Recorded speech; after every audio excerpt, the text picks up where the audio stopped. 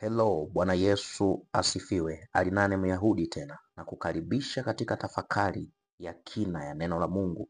Biblia inasema ya kwamba neno lako ni taa na mwangaza wa njia zangu. Kwa hiyo wakati huu mzuri ambao Mungu ametupa, tutafakari hili neno ambalo ni mwangaza katika maisha yetu, mwangaza katika njia zetu, mwangaza katika jumla ya vitu vyote. Karibu uweze kusikiliza ujumbe wa neno la Mungu. Shalom.